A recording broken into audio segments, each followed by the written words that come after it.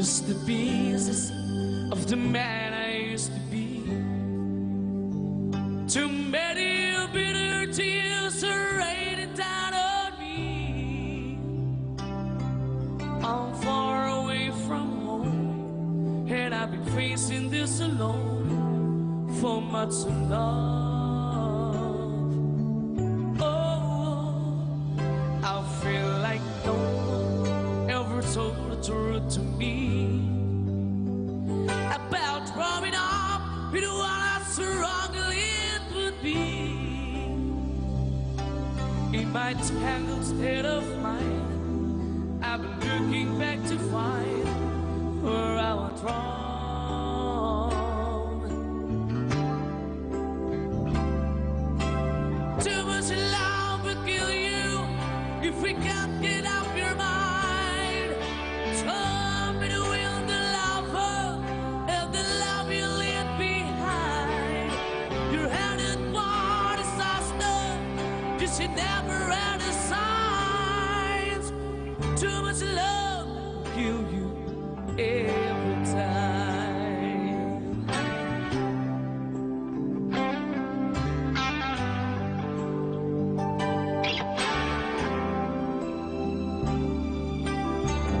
Shadow of the man I used to be. It's a classic Cinderella story. Only the main character is a guy who sells siomai who wants nothing but the best for his family. 16-year-old Jovit Baldivino won hearts and minds on television and online with his performances on Pilipinas Got Talent. His audition pace for the show gave him 3 yeses from the nitpicking judges that led to more than 1 million YouTube hits. Though he has been compared often to Journey frontman Arnel Pineda, Jovit has rightfully gained legions of fans of his own, faithful fans who helped him win the reality talent search and who proved that too much love definitely won't kill you. To find where I was wrong.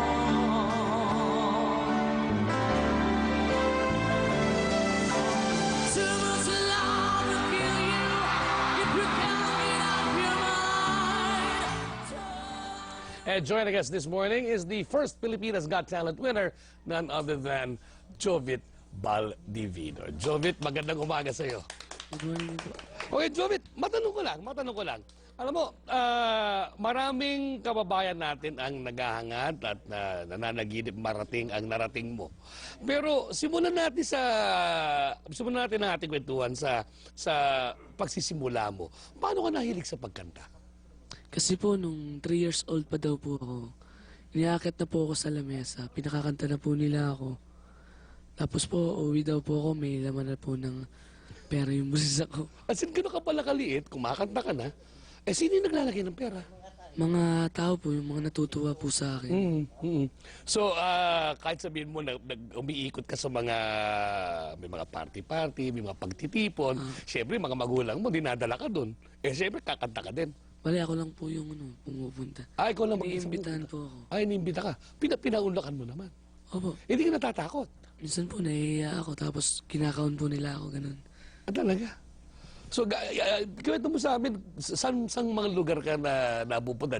Birthday party. Ano pa mga klase pagtitipon na naimbitahan ka? Mga birthday party po, wedding, binyagan po, ganun. Tsaka po, iba-iba po, mga despedida, ganun. Pag wedding, mapunta ako sa mga kantang pangkasal. Pag sa mga wedding songs, ano paborito mong kinakanta? O ano yung paborito nilang hinihingi na kantahin mo? Kenny Rogers po, You Decorated My Life. You decorated my love. Pero ikaw nakikinig ka lang, yung mga kantang hindi mo kakantahin, yung gusto mo nang pakinggan, ano mga kantang gusto mo pinakikinggan? Mga kanta po ng mga Queens. Queen, ano pa ba yung mga grupo, mga paborito mo? Mga Scorpions, ganun. Mga slow rock po. Alam mo, kadalasan yan, yung mga taong mahilig sa slorak, talaga kailangan magaling talaga ang boses mo. Paano mo sinasanay ang boses mo sa araw-araw? Ako po, nakikinig lang po kasi ako noon eh. Mga kanta, tas nire-reserve ko po ang boses ko pag may kanta po ako. Pinakikinggan ko na lamang po yung mga lyrics, tamang diction po. Pero alam mo, mahirap din magpanatili ng mga boses ng tao. Ano ang mga ginagawa mo at hindi mo ginagawa para mapanatili mo yung boses? Napansin kita kanina, ang una mong hiningi mainit na tubig. Kahit puyat ka ba pinipilit mong mag-ensayo? Bali po, hindi na po ako nag-i-ensayo pag stress po, sobrang stress. Kasi po, mahirap po kasi yun. Ginagawa ko na lang po. Tinutulog ko na lang po sa biyahe. Tapos, exercise po. Okay na po yun. So, exercise. Naglalaro ka ba ng sports? Ano mga paborito mo sports? Basketball lang po. Yun talaga. Ano ang posisyon na? Siyempre naman, anong posisyon na nilalaro mo sa basketball? May nagsasabi dito, yung floor director namin, sabi sentro daw. Hindi, kaya ka bantayan ni Ador. Ang ganun lang. Kaya mong tirahan yan si Ador.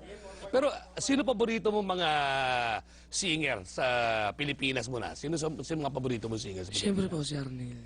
Charnel. Sino pa? Wala na iba? Alam mo, nabanggit sa akin na ikaw daw ay taga Batangas nung ikaw lumalaki sa Batangas. Alam mo si Ogie Calacasi, taga Batangas din. Maliit din siya. Hindi, Ogs, I love you, man. Okay. Nung naghahanda ka para sumali sa Pilipinas Got Talent, anong una pumasok sa isipan mo nung nagpasya kang sumali?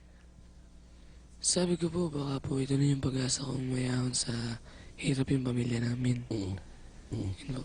So, nung sinimulan mo yung pagsali mo dito, ano ang unang pumasok sa isipan mo nung nakapasok ka na sa ABS-CBN? Nakita mo na yung maraming tao mag-audition, hindi ka ba kinabahan? Natakot ka ba? O sinabi mo, kaya ko to?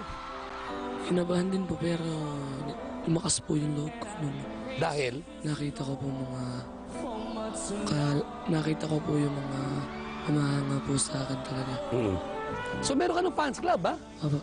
Ang tawag sa fans club mo, the Jovinatis. Gaano kadami sila? 100,000. Talaga? Gaano kadami? Pero taga Batangas lang ba to o hindi? Worldwide po. Talaga?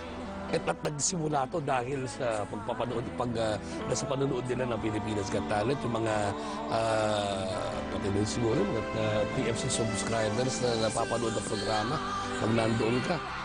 So, nung pinaplano mo yung mga performances mo, ano yung mga, may plano ka na ba talaga kung ano yung mga kantang ikakantahin mo? Dahil hindi na naman kantahan tong Pilipinas Got Talent, may mga sumasaw. Ito nga, nakita natin na may belly dancer. Sa finals, may magician, may ventriloquist, merong mga ngantang na mga film foreigner tulad ni Barky Stroem. So, di ba? Ang daming sari-saring talento ang ipinamalas sa Pilipinas Got Talent.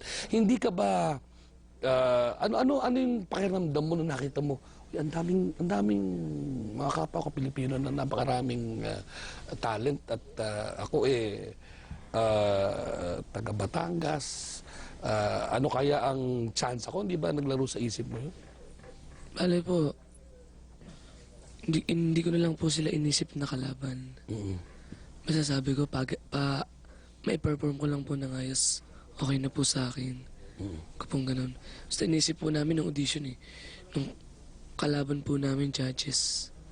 Kasi po sila po yung nag-aano sa amin para po kami magkakapatid na ng mga contestant. Mapunta tayo doon sa mga nakasama mo mga contestant. Siyempre, nung simula, hindi kayo magkakakilala. Sino unang nagkikaibigan mo sa mga contestant? Unang-una po si Kuya Joel Sipol. Yung pong may sumisipol po na naka-smile. Sumunod po yung Snap Boys sa Cebu. na po sa Cebu. Tapos,